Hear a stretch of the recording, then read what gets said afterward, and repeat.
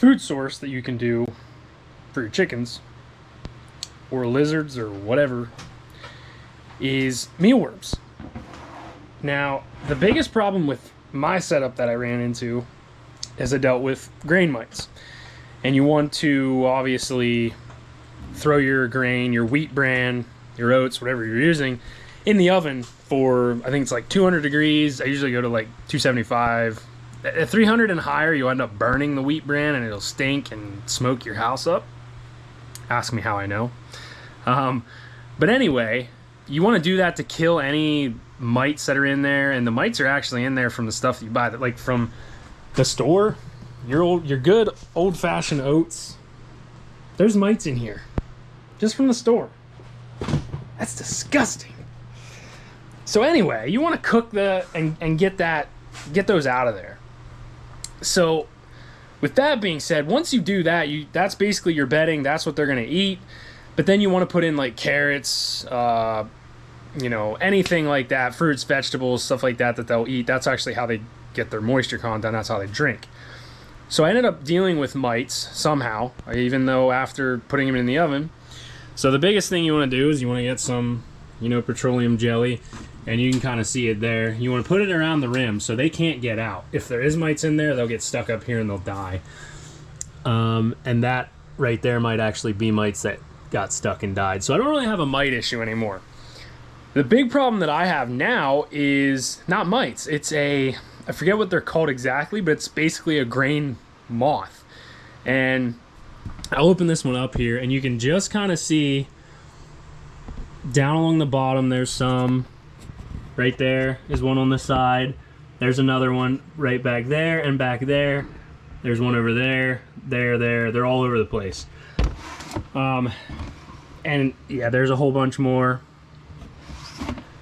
So I'm going to try and suck these out. And I even had a bucket of stuff that I already sifted. And there's a whole bunch more in here. So we're going to go through and we're going to redo all the bedding. So I figured this was a good time, to show the whole process behind all of it. Now this bin's empty because this is where I had all the beetles. So mealworms come from the darkling beetle, and there's actually some beetles in one of these. Yeah, right there's one. Two actually. So there's some beetles that I have to actually separate. And the reason for, there goes a moth. So the reason for the material on the bottom, the screen material, is so when they reproduce, all the eggs will fall down into your second tray, and then that's how you'll get, small mealworms. So as you can see in, like, for instance, this tray is pretty far along, along with, I believe, this one. So, we dig on the underside of all this, and this real fine stuff is their frass, which is basically mealworm poop. But there's a few right there, good size ones. And a lot of what I'm trying to do is get an established colony. So there's a bunch of beetles. There's 3 beetles right there, along with a whole bunch of other moths in there that need sucked up. And same thing in here, you can see all their like exoskeletons is what I call them basically. So all that needs to come out. We got to sift through all that. And I have a gold panning kit right here. Actually, there's some mealworms in here currently. But you're going to sift out all the big chunks of everything through the screen, clean all that out. And it's actually a really easy process. Pretty much, anybody can do it. It's really not that hard. It's very low maintenance. You got to clean all the bins out once in a while. But it's really not that big of a deal. So we're going to start by trying to suck up all of the moths, because we don't really want those in here. And you'll notice on the sides, I don't know if there's any in here currently, but like in these corners of these, you'll notice little worms come up and they build like a little cocoon type thing, but I don't see any at the moment.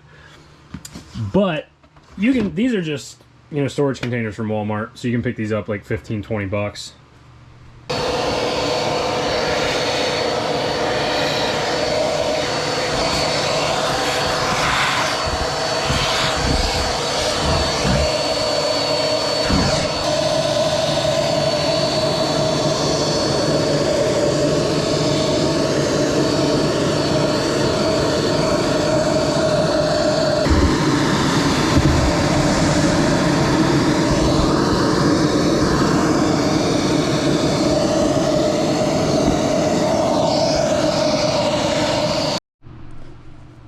So as you can see here, this beetle isn't quite black, if my camera would focus, and that's basically because this one just molted, I guess is the right word.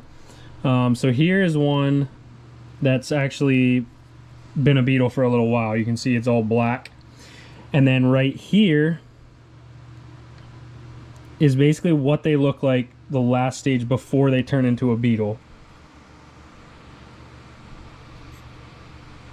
So at this stage right here, they look kind of weird, little freaky. But that is a pupae. And that is basically what they look like before they turn into a beetle. And they don't move very much in this last stage. But then when they turn into a beetle, they're scurrying around like crazy. But again, in this one, you know, there's mealworms spread down in. They hug the corners a lot for some reason. Right in that corner is the little caterpillar things that'll turn into the moths.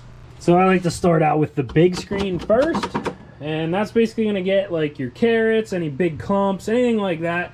It's going to catch it right in there. And then from there, you're going to sift it smaller, which this is the biggest one you can go, but a lot of stuff's going to fall through there. So then you can go a little bit smaller, and then you can go really fine, which is going to sift out all your mealworms, and you can see there's a couple there now. So I will show you that when I get to this stage of about how many mealworms we have. And you're gonna be surprised, because I'll probably even be surprised of how many there actually are, because there's more in there than you think.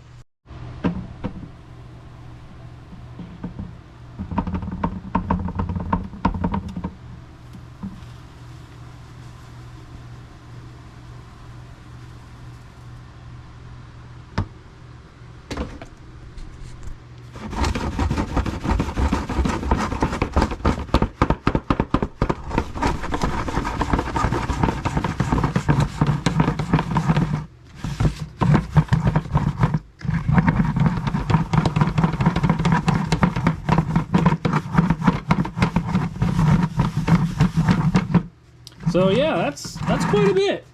And that's just from one tray. There's a pupae. There's another pupae that we got to get out, or pupa, whatever they're really, however it's pronounced. So there's two of those. You can see those in there.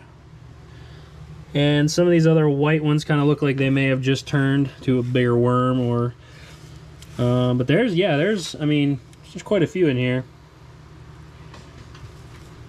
It feels really neat. Some people may be grossed out by me picking them up, but I find these things really neat, and it feels really cool in your hand. That one's going for a little adventure. So we'll get these pupa out, separate them, and put them in the actual beetle area, and we'll put them up a little bit too, so they're not down in anything.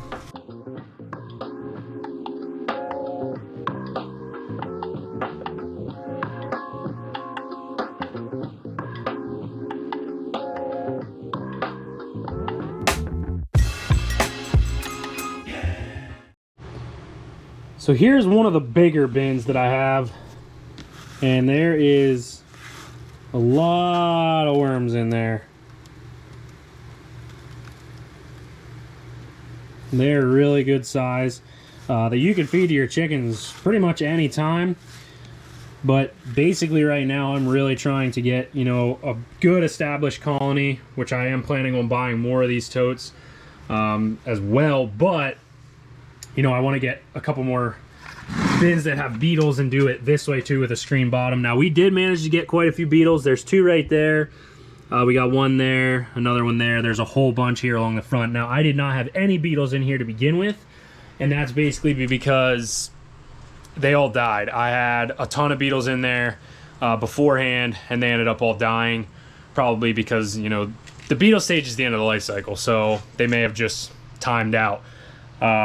Basically, so now I'm trying to reestablish the colony here for beetles so I can get more eggs and get more mealworms. This is the amount of pupae we have so far, which is good because they're all going to turn into beetles as well, so I can throw them in there. They'll turn into beetles, they'll all start reproducing, and then the cycle just continues. One tip I can tell you as well is, you know, put these things in a dark area because they don't really like light. You'll notice the beetles will actually burrow under the wheat bran after, you know, you have the light and stuff on for a while. So the only reason I have the light on behind me is so I can do everything that I'm doing and clean everything out. But if you can just imagine that if every single one of these turned into a beetle, there would be a lot more mealworms coming. I mean, it's just nuts. And I didn't spend a dime to get any of these. A lot of people buy the Darkling beetles online. I didn't do that. We did end up with quite a few beetles in here, as you can see. So this is gonna kind of jumpstart our kind of next colony starter here, and we also have a crap ton of pupae there. So that's definitely gonna help a lot, and I can't get that back in. This, as far as this goes, and right there is one of those moths. But as far as this stuff goes here, it's real fine stuff. Like I said, it's basically mealworm poop. And yes, I am playing in it with my hand. This is really good fertilizer for your garden. So basically I will take this right outside, spread it around in the garden, and it's as simple as that. What you can do is you can actually throw a little bit of whole oats, these are the rolled oats in here. I have quite a few of those. You can throw some of them in the oven too, bake them off and throw them in there. They'll eat them just as much. And then I have some carrots here where they can get, you know, for their water intake. You want a decent layer in there. You don't want to go, you know, too thin, but you don't need like 8 inches in there either. You know, 2 to 3 inches.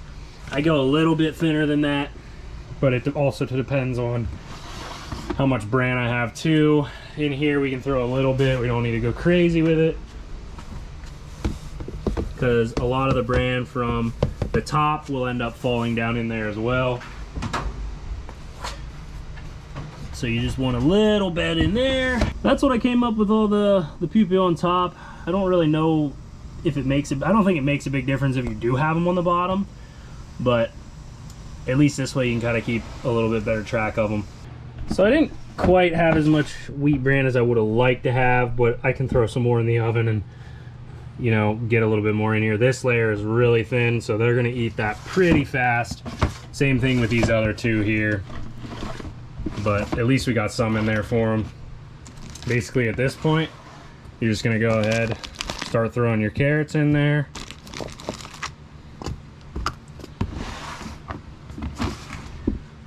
And like I said, you're gonna only do, you know, maybe like where you only have real light ones here, you might only do 1 carrot in there, nothing in there. Your heavier ones, you're gonna put a little bit more. So maybe we'll put 3 in there. Another 3 in this one. And then here's a little bit more heavy of mealworms. So we'll go 1, 2, 3, 4. We'll put about 5 in there. And probably about 4 and 5 in the rest of these, because these ones do have a lot of worms in there.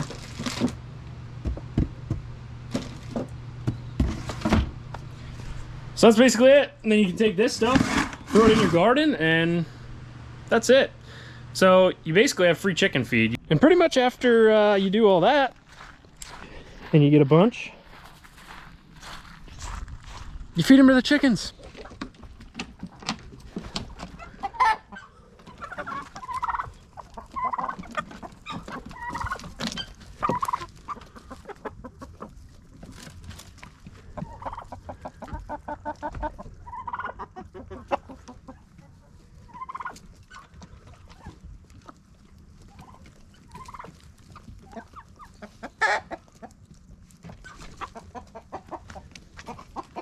They probably won't with me standing right here. You can see he's obviously going after him, and it's probably a little bit later than it could be, because they're probably starting to not be able to see very well, but it's light enough that they're still out here. So Mr. Jake right there, they're definitely picking at him though.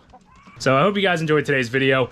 There's gonna be so much more coming, and just so much more content that I have planned and that we have here. So I hope you guys enjoyed. Maybe you learned something. Be sure to drop a like, comment, subscribe to the channel. You know, join us in our journey. So hope you guys enjoyed today's video. I'll see you in the next one.